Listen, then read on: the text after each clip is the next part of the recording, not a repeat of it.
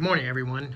Welcome to some final work that's being done on the Russian Civil War. I'm going to walk you through a little bit more detail on the mechanics behind the Russian Civil War so you can understand this element of gameplay as it relates to Global 1914.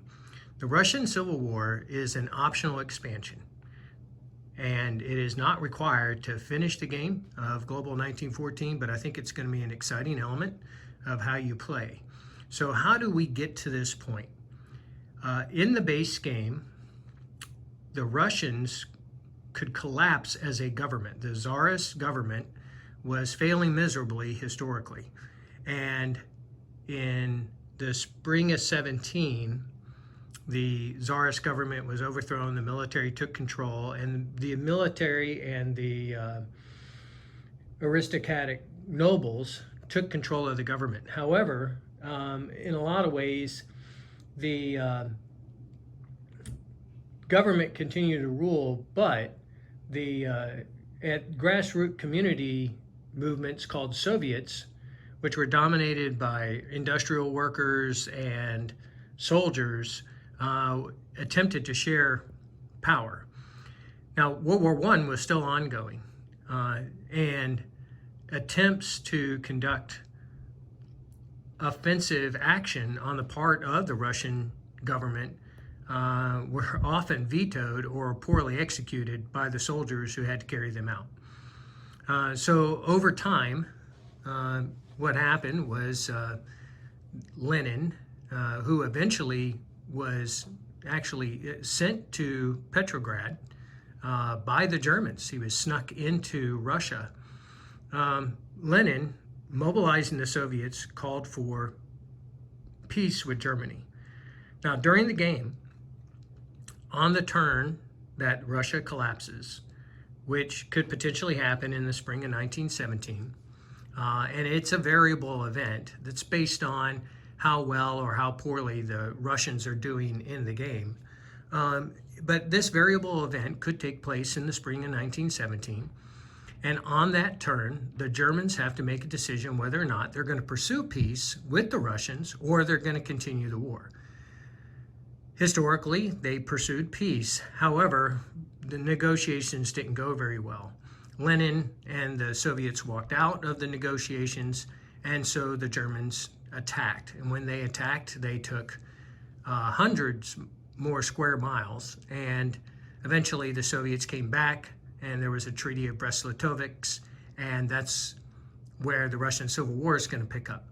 So in the spring of 1917, in the game, on the turn that Russia collapses, essentially what happens is if Germany opts for peace, they still have to conduct an attack, but the Russians cannot conduct an attack. So on the German turn, the Germans and the other Central Powers can attack. The Russians can only defend. The Russians will not be able to spend their IPP. They'll just hold on to them. And that'll complete that turn. On the following turn is the point in the game where the Russian Civil War would pick up if you, the players, decide that you want to continue with this optional event. If you do, there are a number of things that need to take place in order to get to the setup that you see before you. And you'll notice out here we have Americans and Japanese in Primorsky Krai, and then as you look across, you see white Soviets, white Russians. Soviets still represented in brown, more whites, and then you'll notice the Ottomans co-located with whites down here in the south, and you'll see the Ukraine acting as independent neutral, Poland, and then Finland, and there is a Finnish rebellion, revolt essentially against the Russians. Up in the north, you see the British holding white territory. So why are we set up that way? Well, as the Civil War took off, the Americans and the Brits secured various ports because there were supplies at those locations. And what you end up with essentially is the red Soviets, still represented in this game before you is the brown Russian pieces. You have the white Russians, which I have the whites on the game. And you have, of course, Poland acting independently, the Ukraine acting independently. And in Finland, you have a very aggressive rebellion on the part of the Finns. Historically, they would win that. And the Germans are going to, in the game, are going to control the Finns who are attempting to separate from Russia. So essentially, you have whites versus reds. The whites and the reds cannot be attacked by the Central Powers. That's part of the peace treaty with the Treaty of Brest-Litovsk between the Central Powers and the Russians. So the Central Powers will not attack either. You have the whites fighting the reds, and the whites are being supported in their various locations, represented by the roundels, again, by the US, by the British in various locations, by the Austrians, the Ottomans, and even the Germans as represented up there in Finland and southern Belarusia. What's also going to be added to this game is a separate deck of Russian Civil War cards.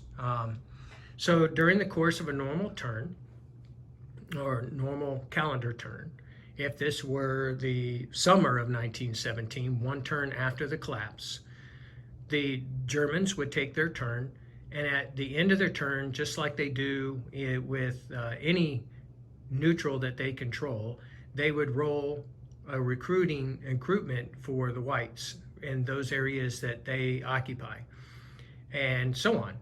So the table of setup that actually gets us to this is included with the game, with the exception of the reds. The reds can actually set up in any way they choose. There's a minimum number of reds that we're going to put on the map, but the whites are set up according to their historical situation in 1917.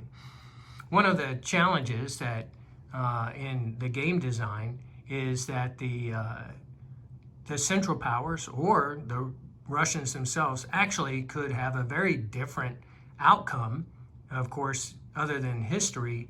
And so how to manage that setup for the Ukraine, for Poland, and for any of the Central Powers locations is accounted for.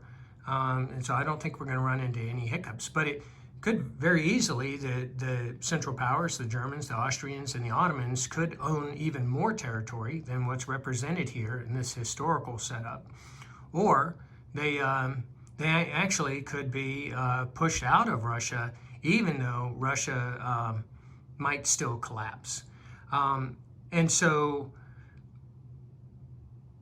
once you administer that collapse, though, this is essentially what it would look like. And the Russians have a minimum number of infantry, artillery, cavalry, and armored train that they will place on the map, and they're allowed to place those in any way they please.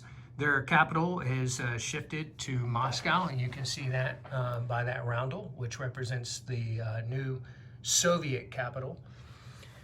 And so, as I was saying, the Germans would take their turn, and on their turn, they could non-combat move whites and then recruit for whites. And then it would go into the next turn, which of course would be Britain, and they would do the same thing. They could move whites, attack the Soviet Reds, and then recruit for those whites. Any territory not occupied by a white doesn't get recruited against. So if all of the whites here in northern Kazakhstan moved into Kazakhstan, Turkestan to the south, and attacked this location, and this location essentially would then be uncontrolled and would be assumed to be Soviet again. So we're just going to push those back for the setup. So you have to hold the territory to recruit against it. Then after the British turn would be the Austro-Hungarian turn. Essentially, they would do the same thing. They would recruit for the whites,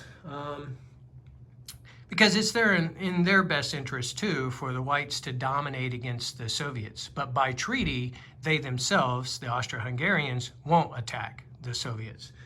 And then the same thing with France. France is not in the Russian Civil War at this point, but they will enter in after the end of the Global War, which I'll talk about later.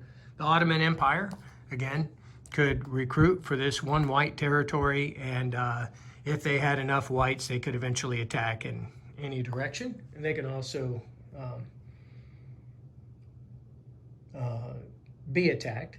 And then the Russian turn. So on the Russian turn, what's really different is on the Russian turn, you would draw from this card deck, and you would draw only one card and play it, and then you would conduct the normal Russian turn. Now on the very first Russian turn, they won't have any IPP because they will have surrendered it to Germany. However, I'm showing, what is essentially the monetary value for the IPP of the territories that they do control in the game right here, and they would collect that at the end of the first turn that they act as the Soviets. And they are able to attack any of these locations that you see out here before you, except those where the Central Powers are also located. So they would not be able to attack down here in Transcaucasia because they have a peace treaty with the Central Powers. However, they could attack Donetsk-Kuban because there are no Austro-Hungarians here. These Baltic nations are aligned to Germany, so they are completely neutral and under direct alignment to the Central Powers, to Germany, so they can't be attacked. The Soviets could attack Finland and try and keep and eventually take over. Who essentially ever takes over these three territories will end the Finnish Civil War. Like I said, historically, the Finns did that. They're controlled by Germany, and so it's highly probable that the Soviets aren't going to continue to be there, and that nation would just become neutral.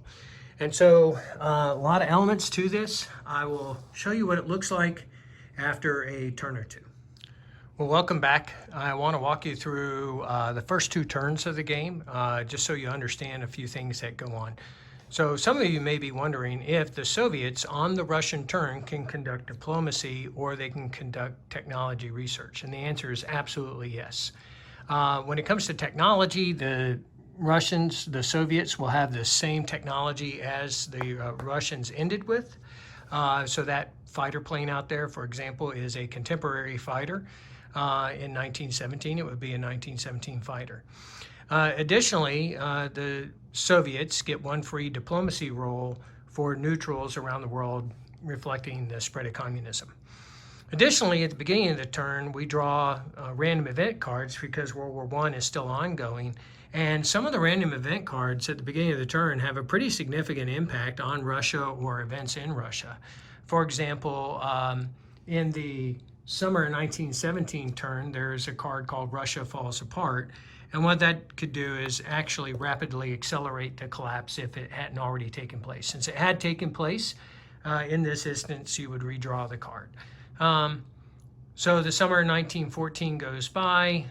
There were attacks essentially between the Russians and the Finns, and it took the Finns 2 turns in order to gain complete independence. So this will become a neutral that is no longer actively part of the game. There were some additions to the Polish territory when the Germans recruited on their turn. When the Austrians recruited on the Ukrainian turn, there was one Ukrainian revolt by the Black Army. I'll just show you what that roundel looks like. It looks like that. And the Ukrainians counterattack and took them back out of Taurida. And they did that with their train and their cavalry. However, they've had very poor luck with recruitment. And then you see no recruitment's taken place down here. There has been some territory exchange down in Kazakhstan. I'll talk about that in a minute. And then nothing over here with the Americans. And the fall-winter turn, actually 2 random event cards had a pretty significant impact. One is Bitter Winter, which caused railways in Russia to cease to function and reduces the placement of units in Russian factories to just 1 unit, and reduces all manpower icons in Europe to a value of 1. That would have a pretty big impact on the global game. Additionally, what could have potentially impacted the Finnish Civil War is there's no movement or supply lend-lease path up into the sea zones up here into Finland. And so that could have potentially caused a real problem for the Finnish Civil War if the Germans had not been able to lend-lease to them and the Finns had had some poor attacks.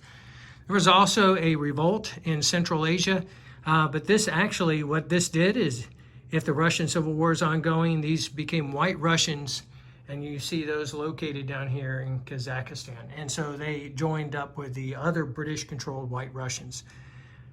And finally, on the Russian turn, they picked this card, Czech Legion, which the Czechoslovakian Legion was an element that had negotiated a peace treaty to be allowed to leave the Soviet territories to the east.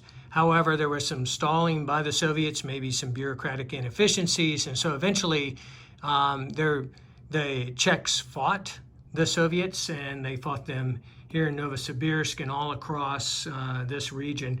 And so with some back and forth of attacks, you see the Soviets are fairly victorious along the Siberian rail line, with the exception here in Berita and Chita.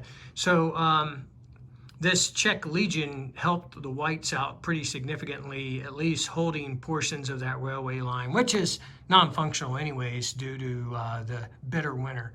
Now, the Soviets have drawn income and been able to place, however, the placement was limited, of course, due to that random event card, so they were able to place 1 artillery here, an infantryman in Zaristan, and 1 in Moscow. As you can see, the British continue to advance south aggressively against the Soviets in the north.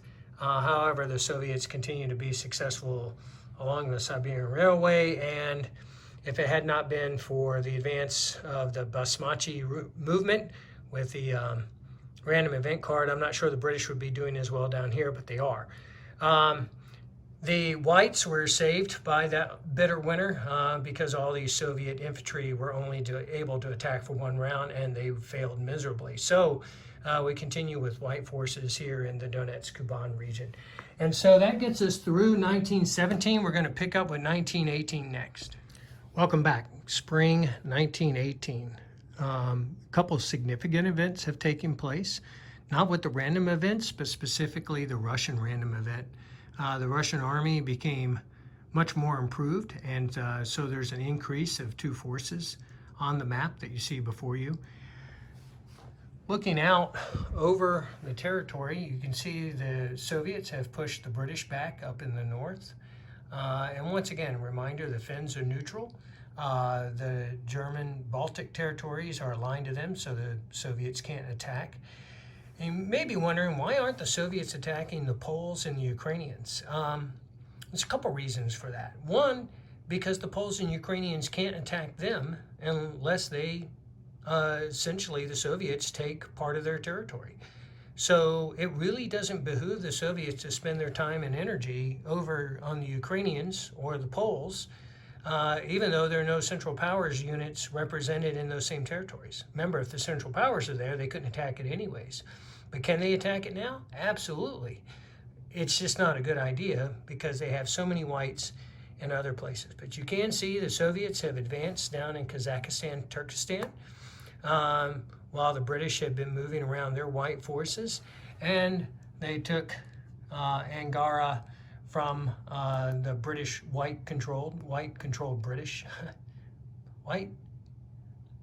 British-controlled elements on the map. I'll get it right eventually. However, you still see some British Whites out here, and of course the Brits are continuing to move forces in so that they can recruit for those territories and expand the opportunity for whites to place units on the map. So that's essentially what happened in the spring of 1918, a little bit of a territory. Now, if you were playing Global 14, it is at this point that you could start rolling for a variable ending. And so we're not going to demonstrate that at this time, but there is a possibility that the war could end this early.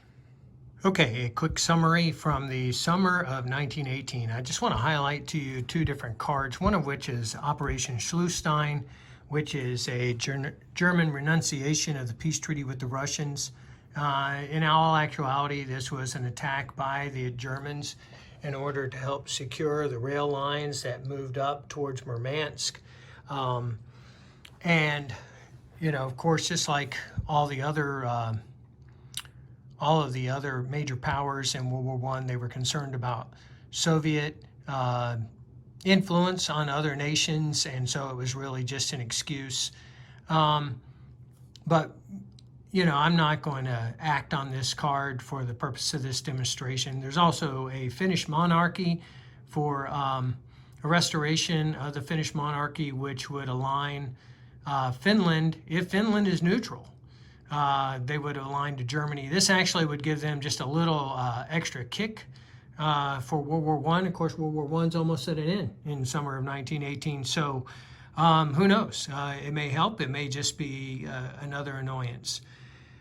On the Russian Civil War side of things, on the Soviet turn, they drew the Makhno Red Army. Now, this one's much more complex than we can represent in this game. The Makhno were really anarchist. We basically, for the purposes of the game, we placed the Makhno army in Taurida. They are establishing control over this territory. They actually defeated a Ukrainian infantry, but they did take some losses. This is now a Soviet territory, but once again, a lot like the anarchists and separatists, whether they were pro-Soviet or pro-white, they won't move out of this territory. You can move more Soviets in, but essentially the Makhno army is always going to stay right there. So it's sort of a help, but not really. During the course of this turn, again, the Soviets took a lot of losses, but they've made their way up to this port. The British are holding fast, though. The British did actually lend-lease a unit, as well as sent additional units themselves to the front, but they did lose them. We already described what happened down here in the Ukraine. Interesting enough, Germany keeps being very successful in rolling recruitment for Poland, so Poland continues to grow stronger. This is going to be a problem for the Soviets on the Soviet turn. The Soviets once again attacked the Donets. Just horrible. I guess crossing this river for these units, this unit can't attack, and then this unit, nobody was able to take this cavalry out. It's just kind of a fluke, but that's the way it is. Also losses down here for the Soviets trying to take the White Army out from the south, and not much movement over here in the east. So that essentially is what the summer of 1918 looks like. And just as a reminder, again, the game would end at this point unless you're using variable rolls. So we're going to transition the game at this point because we're going to look at what the Civil War would, how it would transition itself when World War I had ended. Welcome back. So this is the beginning of the Civil War after the period of time which World War I has ended. So if you're playing only the core game, you wouldn't have been playing the Civil War to begin with. But if you're playing the Civil War at this point, all the major powers have essentially declared peace and solidified their victory objectives. So the various victory objectives between the different nations would be locked in. But there's still a Civil War. And the Civil War will continue until the Reds, the Soviets, control all the territories that the whites are currently holding, or the whites will have completely eliminated the Reds. And so, once again, you see the current situation. Now, how does this transition? First thing is we add into the deck the post-World War I cards. And you can see one on the right that says post-World War I, and it's been added to the deck, which was just the Russian Civil War deck. Additionally, you're going to remove any Central Power units that are in Russian home territories, original Russian home territories. Now, in the game that I was demonstrating to you, that I am demonstrating to you, essentially that was the one Ottoman unit down in Transcaucasia. You see, he's been removed, but his roundel is not, because he's still controlling that territory. If the Central Powers had been wildly successful and were holding a lot of the other territories, you would have removed them from a lot of places and left the whites to their own devices. Essentially, up till this point, since the Reds couldn't attack the Central Powers, any whites that were being controlled by the Central Powers and were in territories held by the Central Powers, they were in somewhat of a sanctuary. Now that's over with. It's still a game between the whites and the Soviets. However, you're going to see some differences as the Ukrainians and the Poles are able to enter into combat. Some other changes that have taken place, one that has not taken place, is the Finns, as you can see up to the north. I left them on there, but they continue to be a neutral. And even if they had joined the Central Powers as an aligned minor, at this point they would be neutral again. In the Baltic states, those territories are German. They go from German aligned to just German controlled. So they are territories that the Soviets could attack, but they are going to be controlled by the Germans, and you see German militia still remain in those locations. And so that's how the map has changed. One more big one is that the French have added an infantry and an artillery down here in Crimea, and they're holding that territory. Now, what can the Allies do? Well, they cannot advance any further. However, they need to hold the territories that they're currently in.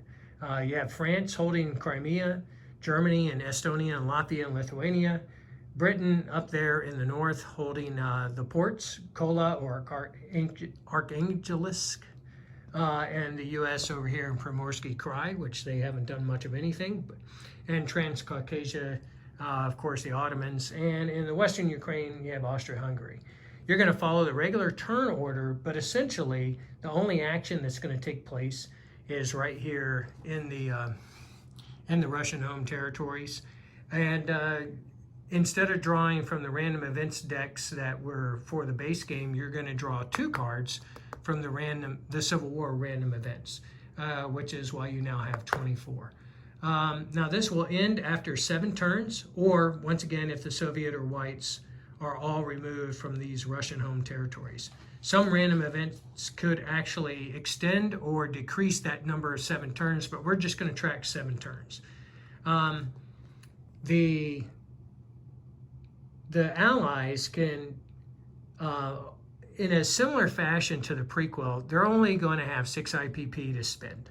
And what they can do is they can place more units in those ports, like the U.S. over there in Primorsky Krai, or they can lend-lease to the whites, which is an option. But with 6 IPP, that's very little flexibility on their part.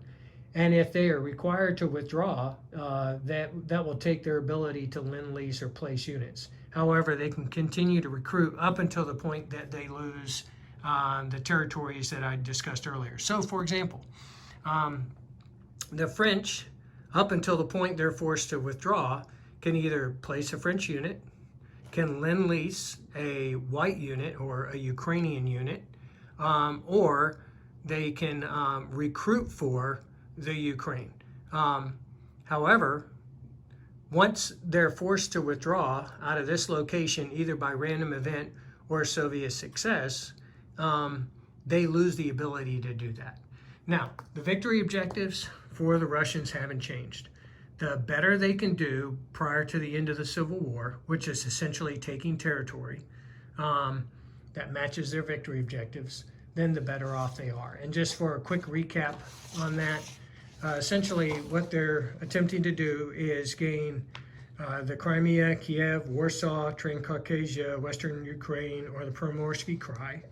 And they can also get victory objectives for territory that they own at the end of the game that they didn't own at the beginning of the game. And that may include territories if they chose to move outside of the Russian home territory. So there are lots of opportunities for the Russians as they continue to march forward and spread communism.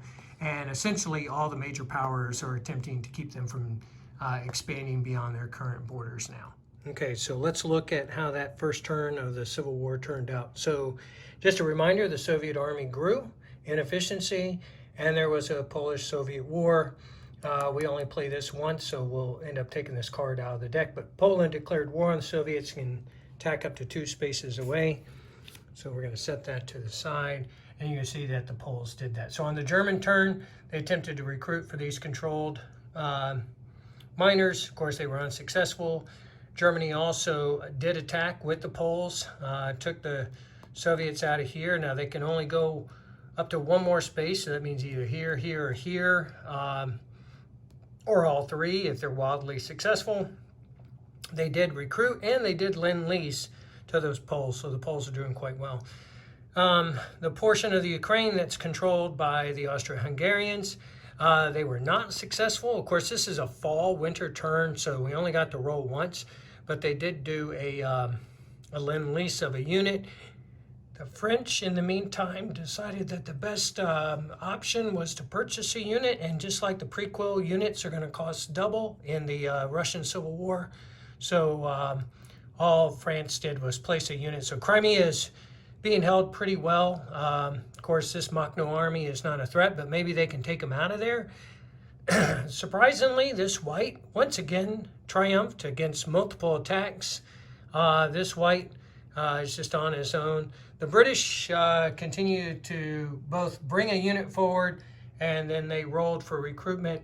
And when they did, they were able to place a militia here and here. However, the Russians did have a fairly significant attack into Chita, and the whites lost heavily. So that's what the first turn of the Civil War looked like. Now, just a couple other clarifications. Again, there's no technology research, and there's actually no diplomacy that's taking place during this portion of the Civil War. The World War I has ended, and essentially all the action is going to occur on the original Russian home territories. If Russia has not taken any territory outside of the original territories by the time that the World War I has ended, then they're not going to be able to secure those victory objectives. So that's just one thing I wanted to be clear. So you need to pay careful attention to that as you're playing the game if you're the Russians. Additionally, the whites, while being controlled independently and being recruited for independently, they also may not engage in diplomacy or technology. That's fairly standard for all controlled miners. So this is essentially how the game is going to continue for the next 6 turns. It is a maximum of 7 turns. That may sound like a short period of time, may sound like a long period of time to some. But remember, the Civil War itself went on until 1922. We don't know when the game is going to end. It could end anywhere between 1917 and 1919, depending on which optional rules you're playing for the core game.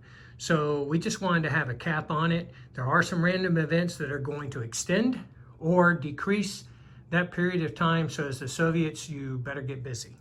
This is the second turn of the Russian Civil War post-World War I. We drew 2 cards, which happened to both be post-World War I cards. One where the Soviets have weaponized typhoid. It was very devastating. They actually took the Japanese out of Primorsky Krai. Now let me talk about the Japanese real quick before I go on and explain that card. The Japanese don't control any whites. They essentially, their land units here are severely constrained. They don't control whites. They can add very little to it.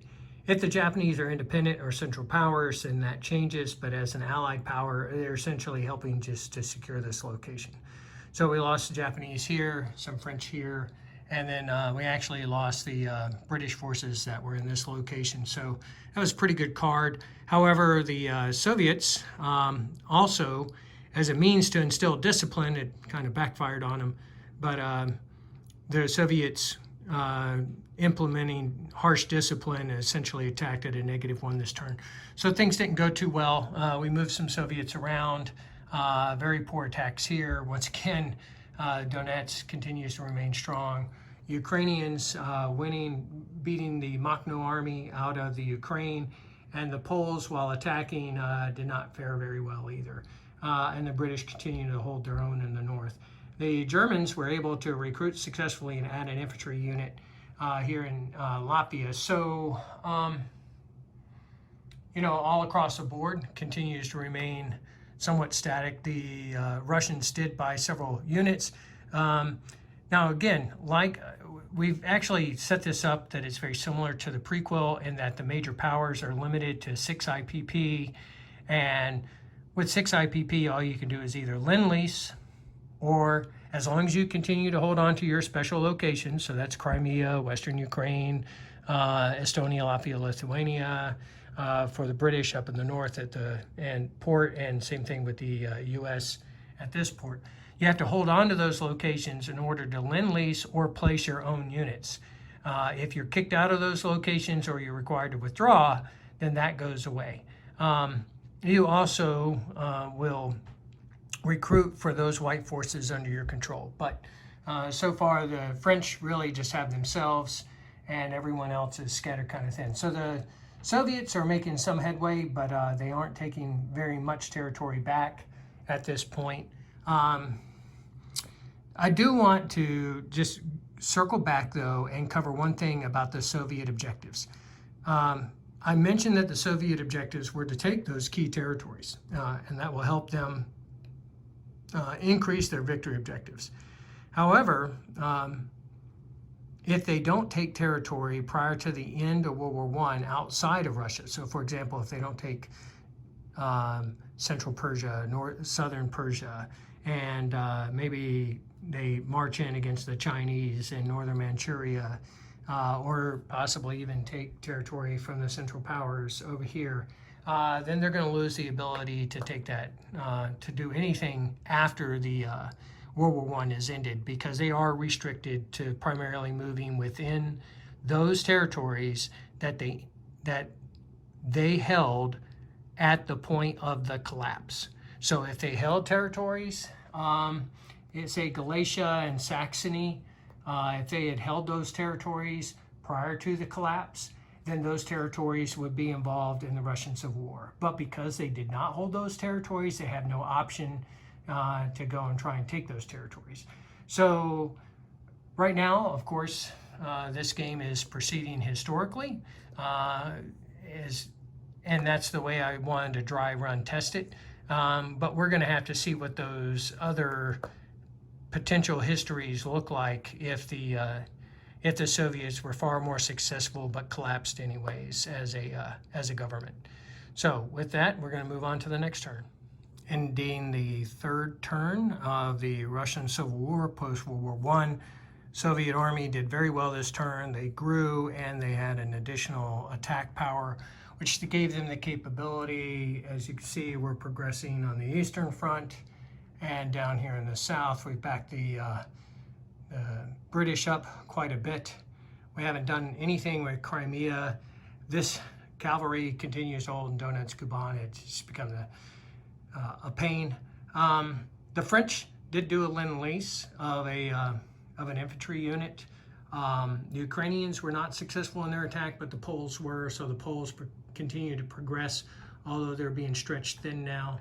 And again, the Soviets are very successful in the north, pushing the British out. Not sure the British are going to hold much longer, but that's a pretty good end to the third turn. This was a very short fourth turn. It was a fall-winter turn. So the Green Armies were peasant armies. They are essentially separatist.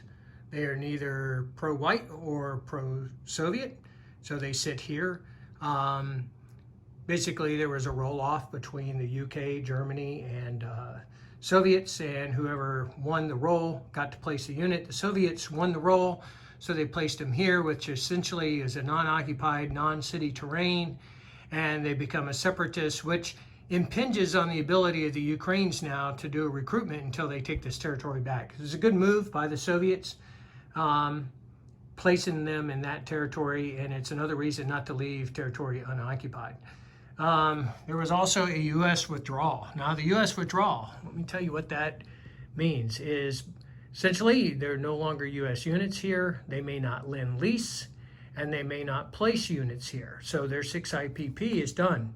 The Americans are essentially out of the game, except to recruit for this one territory. So it was actually a pretty good move, 1 or 2 turns back, for the Americans to buy and lend lease a white unit here instead of placing American units, because with the potential that the Americans can withdraw, now we end up with just this one white who is controlling this territory. Maybe if there had been 2 and they've been able to move in Amur, they could have expanded their territory, but in this case they could not. So we'll see if they hold out. So far so good. It is a mountainous terrain, crossing the river, so it's going to be a heck of a territory to attack, even with all that capability. The Soviets did attempt to attack Donetsk, Kuban, and it's the same old tragedy. I don't know how. I mean, that cavalryman definitely deserves a medal for the work that he's done. He's held out the entire game. Of course, some of the units do have to cross this river here, and because it is a winter turn, there's only 1 round of attack. So the Russians lost. No expansion by either Ukrainians or the Poles. It's a tough turn to attack on. So most organizations just beefed up, including the French, who did a lend-lease, possibly following the example of the Americans, making sure that when they get pulled out, the whites can hold their own. If they can hold Crimea, they'll hold on to these ships and that portion of the Ukraine. We'll see. And we're off with turn 5. The cards this time, we had partisan activity with damage on rail line that the Russians had to repair in order to continue to use their rail. And then foreign contributions, which brings the importance of ports. If the entire game was set up, the Allies and the Central Powers could blockade all the ports, and if they had done that, the foreign contributions wouldn't be coming into the Soviets as they are right now. And so, that's a pretty significant element of what the major powers can do in order to influence this game. May not seem that important from the beginning, but it certainly is. So the Soviets were successful down the south and also successful in Donetsk, Kuban, continue to build up major attacks against the British up in that port, but they were thwarted. And so each side continues to place units and conduct attacks, and that's how the 5th round went. Okay, so it is the end of turn 6. In this turn, we had striking workers. So unless there was a land unit in the factory, we couldn't buy anything that would be placed in a factory. That kind of would hurt them. And then there was these Kronstadt mutineers. Now the Kronstadt mutineers were represented by these guys, and essentially it's Soviet sailors who attacked into Petrograd. It didn't go too well for them because there's a lot of units in Petrograd, as you can see, but there is one less because they were partially successful. So did that hurt the Soviets elsewhere? Probably. However, you can see in this 6th turn, which is a summer turn, very successful. Now they own Primorsky Krai. They've been moving units by rail to other locations. They've broken into the Ukraine. However, a lot of blood loss between the Poles and the Soviets here, and the Soviets did not do well attacking the British in the north. So one more turn to go. We'll see how this ends for the Soviets. And here we are at the final 7th round. Now, once again, a reminder, this game may not be limited to 7 rounds. It may be extended by 1 or reduced by 1. However, this did just go the 7 rounds. We drew 2 cards, a Western Intervention card, which placed additional British, French, and could have placed additional U.S., but the U.S. had already withdrawn. So this did add additional forces, and it also added German Freikorps, which is a German infantry essentially, and it puts it in one of these 4 locations. Germany chose to put the Freikorps in Western Poland, which you can see here, what the Freikorps looks like. Here. And you know, what that does essentially, it places a German presence, not different than any of the other major powers. So it's certainly going to hold on to that territory unless the Soviets are strong enough to capture it. As you can tell, the Soviets kind of end the turn with claiming some of their victory objectives. Primorsky Krai is one of them, but they're not able to break into Transcaucasia or push anyone else out. They've taken some more of the Ukraine. They've taken northern Belarusia, but the Poles remain strong, and the British up in the north, the French in the south. So that's essentially how the Civil War would turn out with this dry run. It did help me think through some of the nuances and things that needed to be clarified. For example, remove this. There was a destroyer in port at the end of the when the Soviets collapsed, and then at the end of World War I, it remained there under the control of the Whites. But when the Soviets took control of that port, then you had to roll and see whether or not it was scuttled or became Soviet. So not that that was a significant event, but that could have also happened here with this port in Crimea. But overall, pretty good. We're going to run through this several more times before we finalize the rules, but I'm feeling pretty good about how it's turning out, and hope you enjoy it when you get an opportunity to play.